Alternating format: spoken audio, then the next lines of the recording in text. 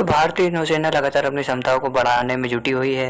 ये वो ना सिर्फ आधुनिक हथियार को अपना रही है बल्कि अपने खुद के नवनिर्माण किए जा रहे हथियार का भी खूबी इस्तेमाल कर रही है, कौशलों को भी निखार करती जा रही है। इसी क्रम में यूएई के साथ भारतीय नौसेना अपनी एक अभ्यास में बहुत तेज गति के साथ कैसे दुश्मनों को खात्मा करते हैं, ये अपनी क्षमताओं को निखार रही है। ये अभ्यास को अंजाम दिया गया है अबू धाबी के पास में। इसका नाम जाए तलवार 2021 रखा गया और इस अभ्यास का मकसद सबसे बड़ा ये था कि दोनों देशों की नौसेनाओं के बीच में तालमेल बैठाया जाए। इस युद्ध अभ्यास में भारत की ओर से भारतीय नौसेना की INS कोचीन ने दो इंटीग्रल सी किंग MK-42 हेलीकॉप्टर के साथ अपना इसमें सहयोग किया, हिस्सा लिया। और वहीं जो यूएई था उसने AL कॉर्वेट और बहुत से मिसाइलों के साथ इस युद्ध अभ्यास में अपना सहयोग किया। दोनों देशों की नौसेनाओं ने समुद्र में अपने युद्ध में कहीं ना कहीं एक तरह से योगदान बहुत दिया है और इसी की कड़ी में दोनों ने अपने जो तालमेल है उसको सही ढंग से और बेहतरीन करने के लिए दुश्मनों को समुद्र में ढूंढ के मारना, बचाव कार्य खुद कैसे बचाते हैं, ये अपनी क्षमताओं को परखा और निखारा।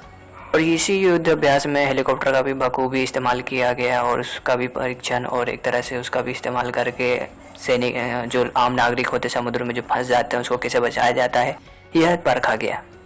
इस युद्ध अभ्यास यूएई के साथ जो अभी हुआ है उसके पहले फ्रांस के साथ भी इंडियन नेवी ने युद्ध अभ्यास में एक शामिल अपना जो सहयोग दिया था।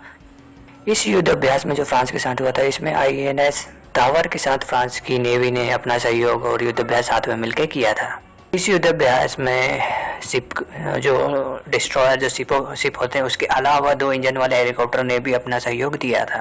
और इसी के साथ फ्रांस की ओर से 4 राफेल लड़ाकू विमान को भी इस युद्ध अभ्यास में शामिल किया गया था। इसी के साथ कई देशों की यात्रा पे निकले INS टावर का फ्रांस के पोर्ट पे पहुंचने के इंडियन नेवी के फ्रांसीसी पोर्ट पे पहुंचने पे फ्रांसीसी नेवी ने उसका बखूबी स्वागत किया।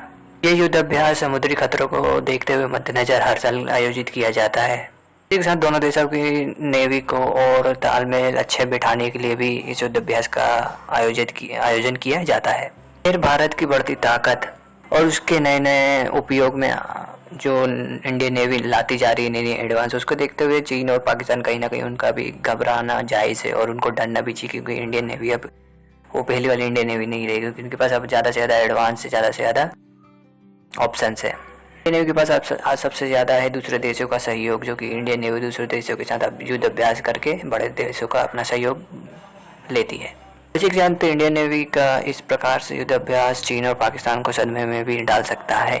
इसी के साथ में इंडियन नेवी लगातार दूसरे देशों के युद्ध अभ्यास में शामिल होती है, उनके साथ अपना सहयोग देती है, तालमेल बैठाती है, इसी के साथ अपनी ताकत को दुनिया में जगजाहिर करती है। ऐसे में चीन और पाकिस्तान का गुस्सा होना या फिर उनका बेचैन होना लाजमी है।